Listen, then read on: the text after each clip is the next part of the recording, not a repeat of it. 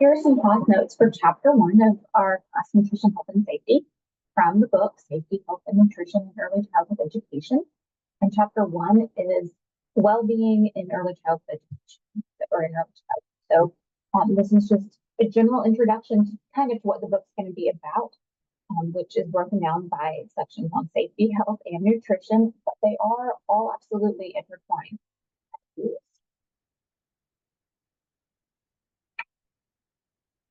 The objectives for this chapter are to explain why health and well-being in early childhood is so important, to describe qualities and benefits of high-quality early care and education programs, to discuss licensing and its role in keeping children safe and healthy, and to define the concepts of health, safety, and nutrition, and describe how they're interrelated.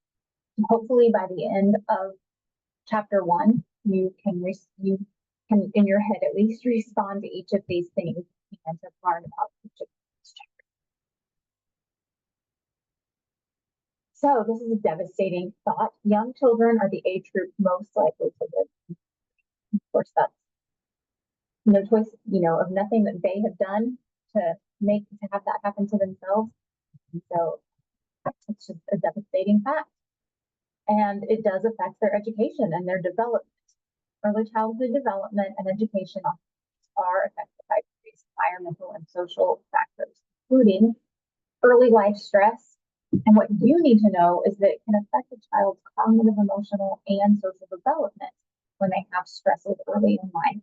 And that makes it more challenging for them to engage in learning in the classroom. Obviously, think about that when you're stressed. It's hard for you to think about something in your personal life. It's hard for you to pay attention about what's going on in other things. So obviously, the thing is true for children. And understanding and addressing the effects of early life stress is absolutely crucial for creating supportive and nurturing learning environment for these children. So that's how it relates to you as the caregiver, is that you've got to understand where they're coming from as learners. Socioeconomic status is also a factor, and children from lower socioeconomic backgrounds may face barriers like limited access to quality preschool programs, which is what government-funded programs helps to solve, we hope. Just resources in general and educational. This can impact their readiness for school and so it's important that schools and teachers address these disparities and provide equitable support to ensure all children have an equal chance to thrive in early education. And concerning relationships with parents and caregivers, when parents and caregivers are involved and engaged in a child's education, it positively impacts a child's learning and development.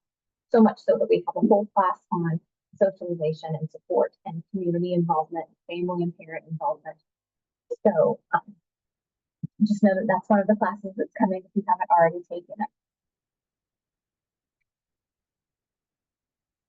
Early childhood education is a holistic concept that focuses on several aspects of the child's development, which includes the child's cognitive, social, and emotional needs, which are abilities, which are the three we focus on the most, but we also get into moral, spiritual, and physical well-being. And of course, physical well-being is what we're focusing on here. So when children are physically healthy, they have the energy and ability to fully engage in learning and exploration. Encouraging healthy habits, providing nutritious meals, promoting physical activity, and making sure just that their environment is safe in general all contribute to the overall well-being of the child. So it's about nurturing their bodies as well as their mind. Because a healthy body can lead to a healthy mind. So we wanted to define wellness. We could, I hope.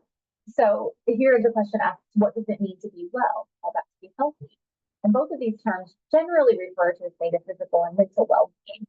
But wellness tends to encompass a broader sense of overall balance and thriving in various aspects of life. And that includes physical, mental, emotional, and social.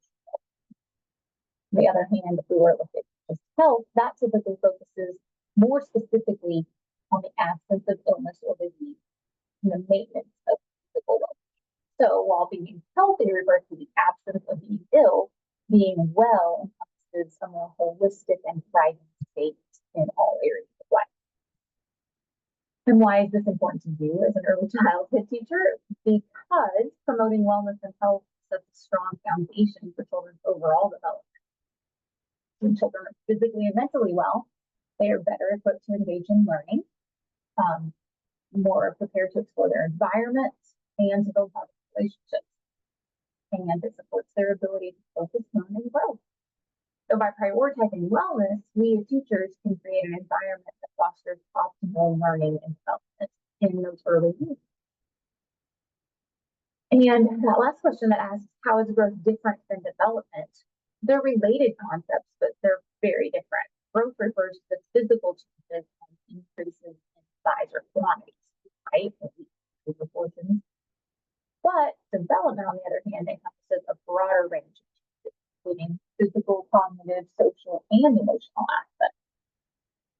So development involves acquiring skills, abilities, and knowledge, as well as progressing through different stages of maturity. So while growth focuses on the physical aspects, development encompasses overall progress and changes in various areas of development. So let's break each of these down into the safety and nutrition and health that the book is about. So safety in early childhood education refers to creating an environment where children feel secure, they feel protected, and they know that they're free from harm. So it involves implementing measures to prevent accidents, ensuring that they are properly supervised, and that their area is clean and free of any hazards. And they're to meet emergency procedures. Safety also includes emotional well-being and fostering positive relationships and promoting a sense of belonging and trust. And that's what we get into in chapter 6, which discusses the maltreatment of children, and that can be, you as a teacher are their safe place and can provide that positive relationship and build trust. But before that, we've got chapters 2 through 5, and they're going to focus on different aspects of children's safety. Chapter 2 discusses active supervision and creating a culture of safety.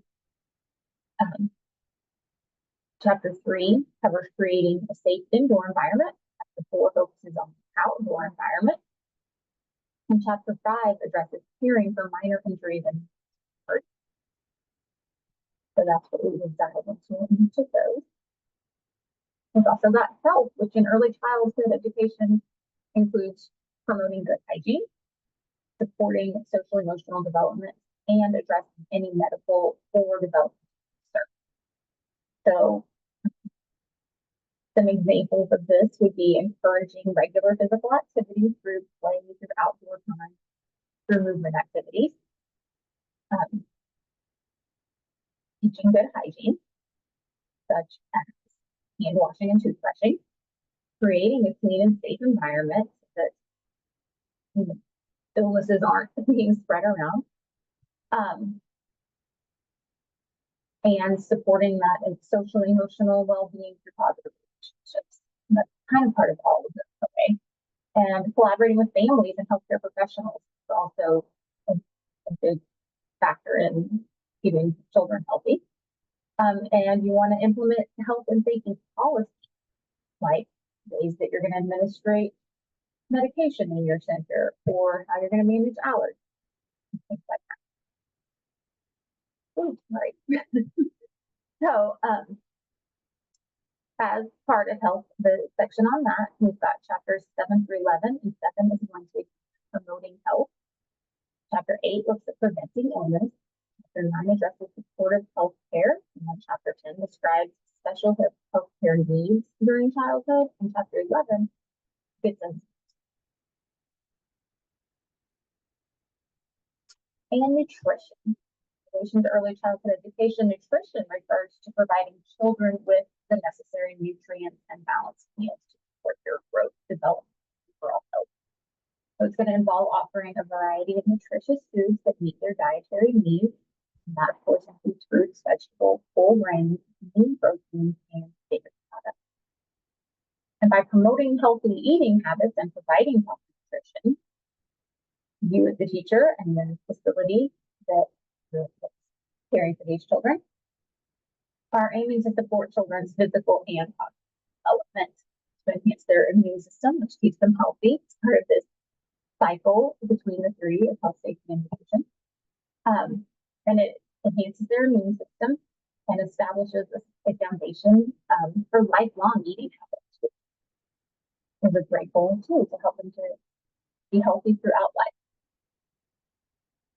So some ways that you're going to focus on nutrition are offering a set a variety of healthy snacks and healthy meals, making sure that they've got whole grains, serving dairy products, providing lean proteins like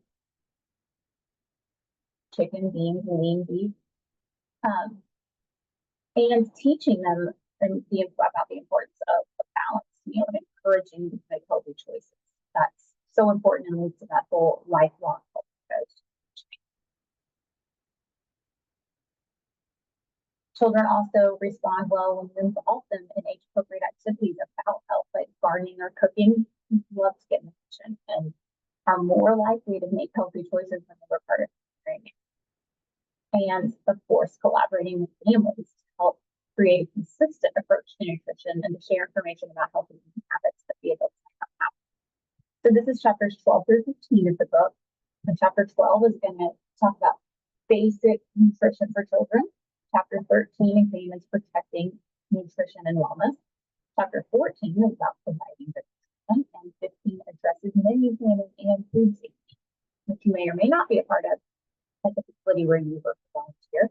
But I have plenty of students who are, so I hope they will enjoy that. So how are these interrelated? Well, we've talked about that as we've gone through these slides. It's a never-ending cycle, right? They're interconnected because they influence one another in children. Not just children, adults, because as on here, it's true for both. When overall health and well-being are supported by proper nutrition, it provides the necessary nutrients for growth, development, and a strong immune system, which then prevents illness and promotes health. And child's physical well-being and health contribute to their safety, and healthy, they're more likely to engage in activities safely and have energy to participate in play. And having safety measures in place, like creating a safe environment, promoting good hygiene, are crucial again to their health and nutrition. It's just a cycle that they all are intertwined. So that's true for children and adults.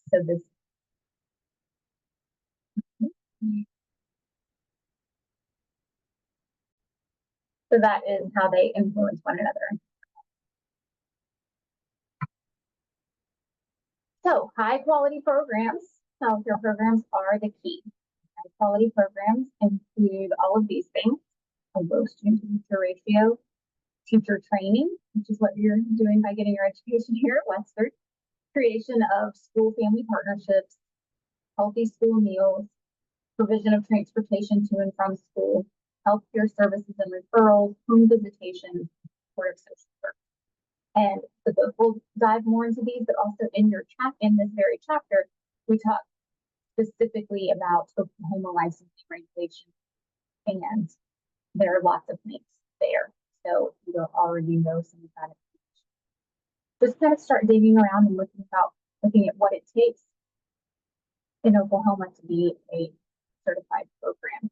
Even if you're not looking to do that, it's good to know what certification working a license. So hope you enjoyed chapter 1, and that it gets you excited about all the other things that there are to learn about in this book. Thanks for watching.